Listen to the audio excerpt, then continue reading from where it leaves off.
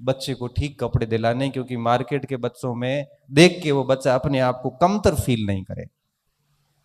क्योंकि मार्केट के बच्चों की ड्रेसेस देखते हैं तो बच्चा वो भी लगता है उसको भी मैं भी कुछ ठीक कपड़े पहनूं।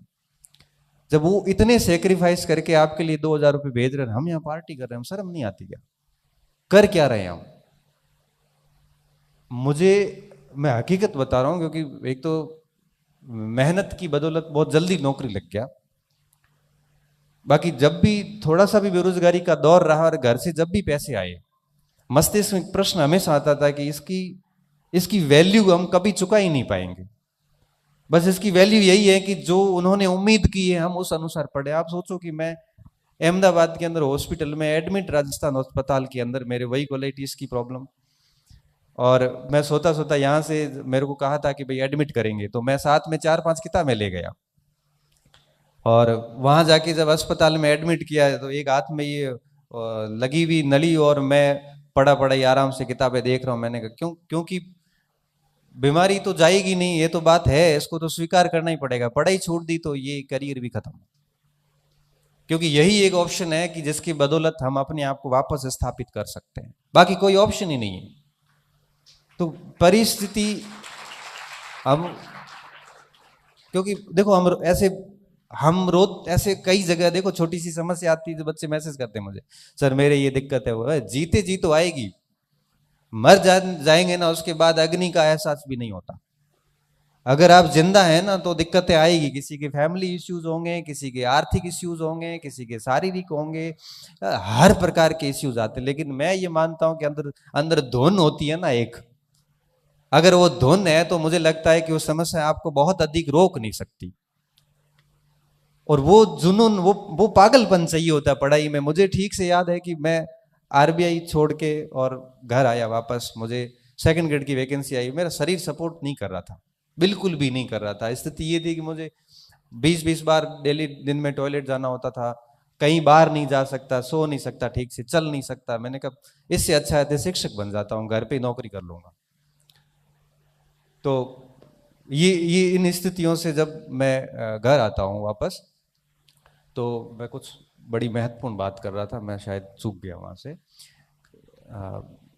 याद ही नहीं आ रही आपको देख के कोई अच्छी शिक्षा थी, लेकिन कोई नहीं, छोड़ो। तो कहने का मेरा सेंस ये था कि चीजें जो होती है वो बहुत आप कर सकते हैं, ऐसी कोई कठिनाई होती नहीं जो हमें लक्ष्य से दूर कर सके। पागलपन होना बहुत जरूरी है। तो मैं कह रहा था कि मैं जब वापस घर आया ना, तो मैं जैसे ही पढ़ने बैठता तो मेरी पढ़ाई किताबें, और मैं फोन को तो आज भी जब पढ़ता हूं तो ये ऐसे साइलेंट करके उल्टा रखता हूं, आज भी उल्टा रखता हूं। कई बार बच्चे कहते सर रेस्पॉन्स नहीं दिया, मैं देता ही नहीं हूं। क्यों? क्योंकि पढ़ाई के समय ये चीज होनी नहीं चाहिए। साइलेंट करके और मैं मेरे पढ़ने बैठ जाता। पढ़ते पढ़ते पढ़ते मुझे ये याद नहीं रहता कि पढ़ रहा था, मम्मी आती की चाय पी ले या नाश्ता कर ले, 10 बज गई है, चाय नाश्ता किया फिर पढ़ने बैठ गए। स्नान कब किया पता नहीं, 3 बजे 4 बजे, कुछ याद नहीं। ये सेविंग कब की है, कितने दिन से, वो पता नहीं। कई बार स्नान नहीं भी होता था। मतलब इसे पागलपन सा कहते हैं। और ये पागलपन किसी व्यक्ति में अगर 6 महीने 1 साल सवार हो जाए ना, तो बाकी सब बातें झूठ हो जाती है कि सीट कम है या फिर ये सब चीजें हैं, वो कुछ भी नहीं है। मैं ये कहता हूं कि आपके अंदर पढ़ाई का वो पागलपन होना बहुत जरूरी है। वो रोग कब आता है? जब आप शांति से पढ़ाई करते हैं, दिखावा नहीं करते। ये चीजें चलती है।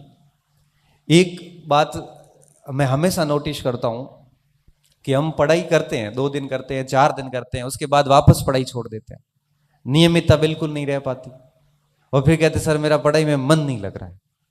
अरे पढ़ाई में मन कैसे लगेगा जब आप एक टारगेट लेके कंटिन्यू कर ही नहीं रहे? एक दिन आप फर्स्ट ग्रेड की कर रहे हैं, एक दिन आप सेकंड ग्रेड पे लग रहे हैं। किसी ने कुछ कह दिया, लाइब्रेरी में गए थे और लाइब्रेरी में किसी ने कह दिया कि फर्स्ट ग्रेड की सीट ही नहीं है। अरे 4 बार कोर्स किया हुआ, कल एक मैसेज आता है सर 4 बार कोर्स किया हुआ है, अब सोच रहा हूँ कि L1 की कर लूँ। 4 बार किसका किया बेटा? मैंने तो क्या सर मैंने इतिहास 4 बार पढ़ लिए, टेस्ट सीरीज में नंबर भी अच्छे आ रहे हैं, तो अब सोच रहा हूँ L1 की कर लूँ क्योंकि उसमें पोस्ट नहीं आई। तो फिर सिलेक्शन किसका होता है आखिर? पोस्ट तो बढ़ भी जाएगी। ये चीजें क्यों होती है? ये चीजें सिर्फ इसलिए होती है कि हमारी नियमितता होती नहीं है। हम यहाँ पे लाइब्रेरी में गए, लाइब्रेरी में जाने के बाद किसी के पास में नई किताबें 4 देख ली, हमारा मूड खराब हो गया कि वो ये पढ़ रहा है, मेरे पास तो अलग किताबें हैं, उसके पास तो उसके नोट्स है, मेरे पास तो ये नोट्स है, मेरे नोट्स में तो वो शब्द लिखा हुआ ही नहीं है, इसके नोट्स में तो पड़ा है। इन चीजों में मत उलझिए। मैं कहता हूं कि सामग्री लिमिटेड रखिए पास में, और सामग्री सिलेक्शन के लिए इतना अधिक जिम्मेदार होती नहीं है। सिलेक्शन के लिए जिम्मेदार चीजें जो होती है उसे हम कहते हैं कि आप उस सामग्री को पढ़ते कैसे हैं। आप एक ही किताब आप मुझे दे दो और एक ही किताब आप ले लो, दोनों उन किताब को पढ़ते हैं, और उसके बाद आप देखना कि दोनों के जब मार्क्स आएंगे तो आपको क्या लगता है, दोनों के नंबर सेम आएंगे? नहीं आएंगे। क्यों? क्योंकि उसको पढ़ने का जो हमारा तरीका है वो दोनों का ही अलग अलग है। इसलिए कहते हैं कि ये लाइब्रेरी में वगैरह में जाओ तो अकेले तैयारी करो, ये फालतू डिस्कशन मत करो किसी से। ये सबसे बड़ी समस्या आजकल के स्टूडेंट में देखने को मिलती है। थोड़ा धैर्य रखिए, सब्र रखिए, तभी जाके चीजें होती है। आपको अचानक से चाहिए होता है, और आपको पता है प्रगति तो हमेशा धीरे धीरे होती है। जल्दी तो क्या होता है? पतन। जल्दी हमेशा पतन होता है, प्रगति हमेशा धीरे धीरे होती है। एक दो लाइन आती है कि कह रहा है सौर ए दरिया को समुद्र का सुकून, शब्द है कि कह रहा है शौर ए दरिया को समुद्र का सुकून, कि जिसमें जितना ज़र्फ है वो उतना ही खामोश है। कि जिसमें जितना ज़र्फ है वो उतना ही खामोश है। मतलब ये होता है, दरिया का मतलब नदी, और समंदर का मतलब आपको पता है ओशियन। दरिया हमेशा शोर करती है, नदियां आवाजें करती है, समुद्र में कोई आवाज नहीं आती। तो क्या कह रहा है कि सौर ए दरिया को पूछता है समुद्र का सुकून। समुद्र हमेशा कैसे रहता है? सुकून में। और गहरा कौन है? समुद्र। पानी किसके पास अधिक है? समुद्र के पास। लेकिन आवाजें कौन कर रहा है? दरिया। कि सौर ए दरिया को पूछता है समुद्र का सुकून, कि जिसमें जितना ज़र्फ है, जिसमें जितनी गहराई है, सहनशीलता है, वो उतना ही खामोश है। इसलिए कहता हूं कि ये आप खामोशी जो होती है ना, ये सबसे बेहतरीन इलाज होती है। पढ़ते जाइए, जितना ज्यादा पढ़ेंगे, जितना ज्यादा शांत रहेंगे, दुनिया से अलग रहेंगे, एक दिन अपने आप ही लाइमलाइट में आ जाओगे। एक दिन ऐसी पहचान स्थापित होगी कि कोई ज्यादा कुछ करना नहीं पड़ता। आपको लगता होगा जैसे आप मेरे को देख रहे हैं, या आपको लग रहा है कि ये व्यक्ति बना कैसे है, कुछ भी नहीं है। मैंने भी आपकी तरह 10वीं करी, मैंने भी आपकी तरह 12वीं करी, गवर्नमेंट स्कूल में करी, मैंने भी आपकी तरह बीए की, फिर मैंने भी बीएड की, मैं भी आपकी तरह तैयारी कर रहा था, तो मैं भी मास्टर बन गया। फर्क इतना है कि मैंने बहुत चुनिंदा दोस्त रखे हैं, मेरे पास आज भी 4-5 दोस्त ही हैं, और जिनको दोस्त बना के रखा और आज भी बने हुए, और हर बात पे डिस्कस करते हैं, पढ़ाई करते हैं, किताबें पढ़ी, मेहनत करी, किसी भी निरर्थक फालतू फिजुल बहस में आज तक नहीं उलझे। जीवन बड़ा सरल रखा है, कोई नशा नहीं, कोई पता नहीं, साथ में रहने वालों ने नशे कर ली, लेकिन कभी मजाल है कि किसी ने कुछ भी नशा करना सिखाया हो, कोई टेंशन नहीं। घर जाते हैं आराम से सोते हैं, ऐसे नहीं माँ बाप से छुप के सिगरेट पीनी पड़े या अमल लेना पड़े, आराम से, कोई दिक्कत नहीं हो। कपड़े पड़े आराम से माँ चेक करती है अंदर कपड़ों में कुछ है तो नहीं, और नशे वाले को तो छुपानी पड़ती है, कोई चिंता नहीं। जो बताया हमेशा मुंह पे बोला हुआ, याद नहीं रखना पड़ता कि कहां पे क्या बोला, क्योंकि झूठ नहीं बोलते, जैसा है वैसा बोल देते हैं। इसलिए कहते हैं कि जीवन को इतना सरल रखिए कि उसमें बनावटीपन आना ही नहीं चाहिए। मुझे कई बार कहते हैं कि सर आप बड़े मंच पे जाते हो तो ऐसा किया अगर, मैंने कहा कुछ नहीं करना भाई, जैसा मैं इस शूज में कंफर्टेबल हूं तो यही पहन के जाऊंगा, मुझे ये ठीक लग रहा है तो ये पहन के चला जाऊंगा, मुझे कोई मतलब नहीं है कि सामने वाला क्या सोचता है। बड़ा सरल सा जीवन है। कॉलेज में जाता हूं, बच्चों से बहुत ही क्लोज होके बात करता हूं कि क्या दिक्कत क्या है, कोई ऐसा बनावटीपन मैं नहीं लाया। और मैं हमेशा इसलिए आपको भी कहता हूं कि बड़ा सरल जीवन रखिए अपना, क्योंकि देखो हर प्रकार के लोग आपको जीवन में मिलेंगे। आप जैसा जैसा जहां जहां जाओगे ना, आपको अलग हर टाइप के लोग मिलते हैं। या सूरतगढ़ आके भी, बाड़मेर के एक बच्चे का मुझे बाद में पता चलता है कि वो यहाँ आके स्मगलिंग करना शुरू कर गया। स्मगलिंग मतलब ये नशे पत्ते करना, और उसका व्यापार करना शुरू कर गया। आया पढ़ने था। एक बच्चे के बारे में मुझे जब उसके बड़े भाई ने बताया कि सर इसको समझाओ, मैंने कहा समझा दूंगा, ले आओ। मैंने सोचा कि उसको पढ़ाई समझ में नहीं आ रही है, या मैंने सोचा कि कोई मोबाइल्स में आजकल गेम आते हैं, ऐसा कुछ खेल रहा है तो समझा देंगे, तो वो ले आया उसको। तो मेरे को, मैंने कहा संडे को आना, अपन फुर्सत में उस बच्चे को समझा देंगे तो पढ़ लेगा। मैंने सोचा कंफ्यूज है कि किसकी तैयारी करूं। तो आए वो 3-4-1 बजे शाम को आए, दोपहर में आए। मैंने कहा हाँ बता क्या हो। तो सर ये बेचता है वो पुड़िया उड़िया। मैंने हक करे क्या, कहाँ से? तो सूरतगढ़ गया था और उसके बाद ही रास्ता भटक गया है और बुरी तरह से बिछड़ा हुआ है। मुझे सच में पहली बार पता चला है कि यहां आने के बाद कुछ बच्चे ये भी करते हैं। इसलिए मुझे लगता है कि आप यहाँ सब घर बार छोड़ के यहाँ बैठे हैं तो मन में सोच क्या है कि 1 या 2 साल में कहानी खत्म करके घर जाएंगे। कहानी खत्म ढंग से करनी है। कहानी खत्म का मतलब ये नहीं है कि, कहानी खत्म का मतलब ये नहीं है कि बहुत दर्दनाक अंत हो उसका। कहानी ऐसी होनी चाहिए कि वापस जाने के बाद में साथी आपके कहें कि यार ये तो बहुत सामान्य व्यक्ति था और बहुत अच्छी जगह चला गया। और फिर रास्ते अपने आप। मैं आपको बताऊं, कोई भी व्यक्ति सोच के नहीं निकलता कि मैं आईएएस बनूंगा। मैंने मेरे जीवन में नहीं सोचा था कि मुझे इस प्रकार का मंच मिलेगा और मैं ऐसे मंच पे आके बोलूं। मैं बड़ा शर्मीले नेचर का व्यक्ति था। 12वीं तक तो ये हालात थे कि सर मुझे प्रार्थना के लिए भी आगे बुलाते थे, तब भी मेरा हाथ ऐसे करता था। मैंने कभी नहीं सोचा था कि ऐसा की चीजें होगी। मैंने इतना जरूर सोचा था कि सिविल सर्विसेज की प्रिपरेशन करूंगा या सेना में चला जाऊंगा, लेकिन वो दोनों चीजें स्वास्थ्य के साथ चली गई।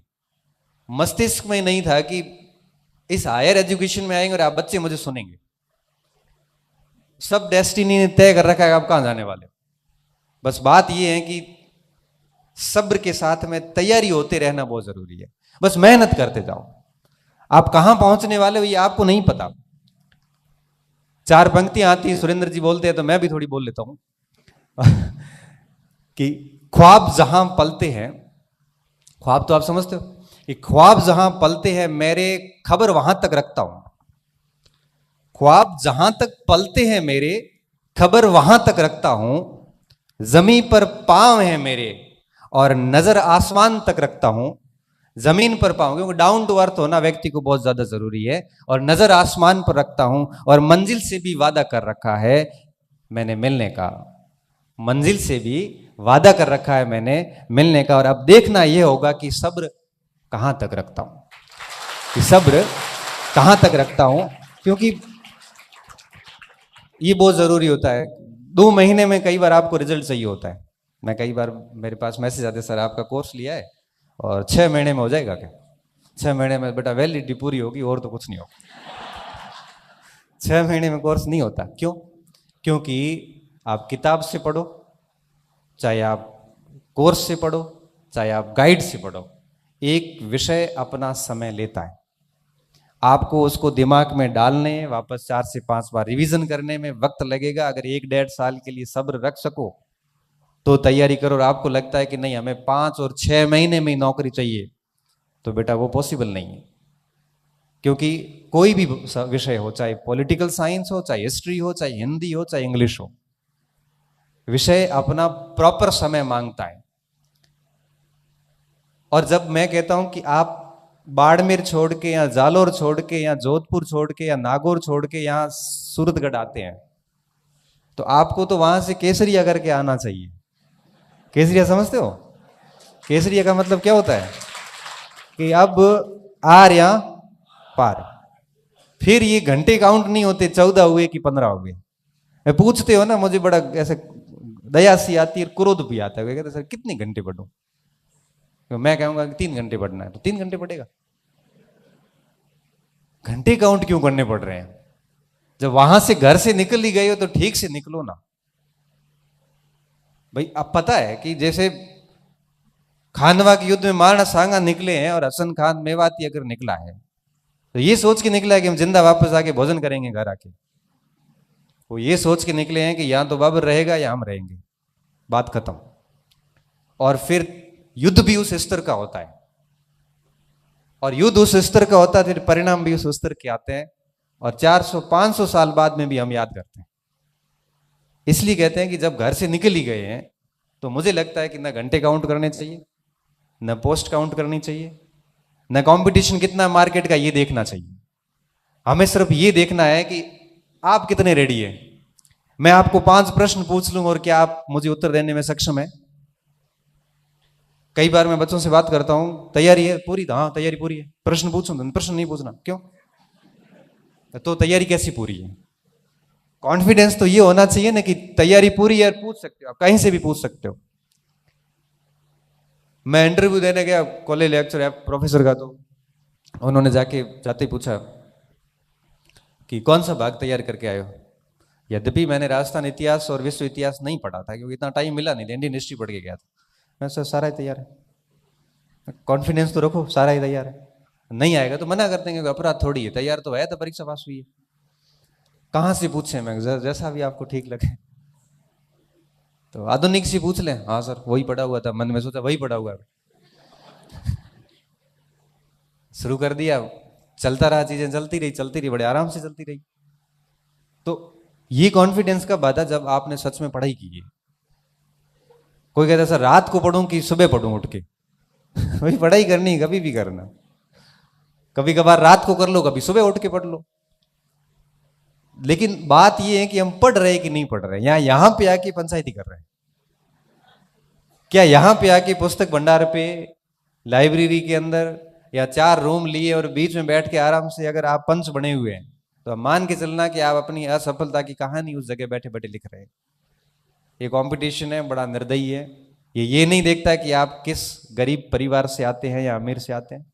ये नहीं देखता है कि आपके घर वालों ने कितने सेक्रीफाइस करके आपको यहां भेजा है। ये भी नहीं देखता कि आप पहले कितनी बार फेल हुए हैं और आपको नौकरी की सख्त आवश्यकता है।